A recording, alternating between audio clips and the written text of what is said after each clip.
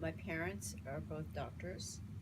They went to medical school in China, and they came to the United States after World War II in the late 1940s to do postgraduate work. My father was a resident, had a fellowship. And when the Chinese Revolution took place in 1949, they decided that they weren't going to go back. My parents did not go back because my mother's father was an official in the Kuomintang government. What I only learned recently was that they were part of a large cohort of Chinese foreign students who were studying in the United States at the time of the revolution, who felt that, you know, some did go back and others did not want to go back.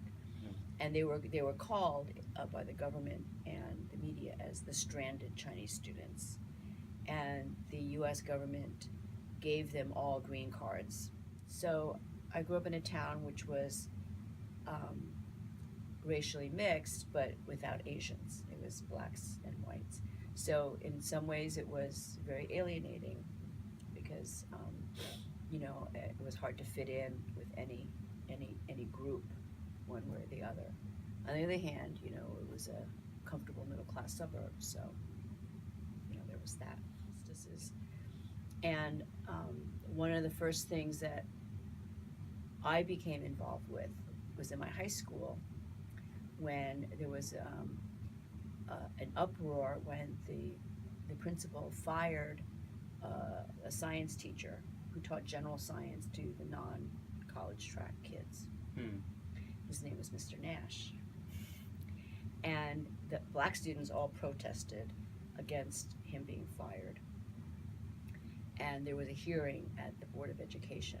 And I went down to that meeting because I thought, you know, it was really unjust that they had tracked kids separately, you know, that they didn't even have really the chance to prepare to go to college. Right. And that a beloved teacher of theirs was being fired. So that was my first protest, and I went to speak out at this meeting. And so I think, you know, it led me, that and the civil rights movement in general and the Vietnam War and the anti-war movement were the things that were going on in my world when I was in high school. So those are the things that really influenced how I looked at the world. I was a nurse's aide, and one day I was in they call the floor, right where the patients are, and a white doctor, a resident, wanted me to come over and translate for him to speak to a patient.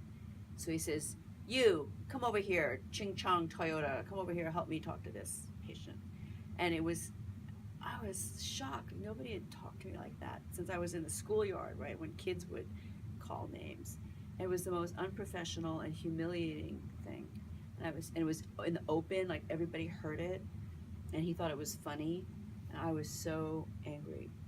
So I reported him, and to my supervisor, my nursing supervisor, and he couldn't deny it because it was done basically in public, and he was shocked, and his supervisors, the other doctors, were shocked that this young Chinese, you know, nobody, you know, stood up to him. And then they sent his, you know, the big shot doctors, they come to talk to me. And they said, you know, what he did was really wrong, but, you know, he was just trying to make a joke. But yes, it was wrong. But if you pursue your complaint against him, it will go into his file and it will ruin his career. You know, in academia, you rise or fall on your first book. And so there's a lot of pressure, you know, there are a lot of expectations, and, you know, sometimes we feel it's a moving target, you know. But, you know, I had a lot of support, and I was lucky in writing that book because I had access to archival material that had not been looked at by any other scholars. all the INS files, not all of them, but the great bulk of INS files that I use. This is Immigration and Naturalization Service, what is now DHS. They were all their files up to 1959 were in a warehouse in Suitland, Maryland, in big cartons. And I said, I want to look at some of those boxes. I want to look at the files of the Border Patrol, you know, etc. And nobody had ever looked at them before. And they actually were just starting to have researchers come to them and say they want to see these things. But nobody had actually had permission to go fishing, what we call go fishing. Like you go through a box of documents and just to see what's there. So I went fishing in a lot of boxes. I spent a very long time there. So when you have material that nobody else has looked at before, you have, you know, something very special to work with. So I was very lucky in that way. So I think it was such a different kind of writing, a different genre than the first book that, you know, I think if anything, the first book, and this probably would have happened regardless of what the first book was, but I think when you get to your second book, you have more confidence in yourself as a researcher and as an interpreter of historical material.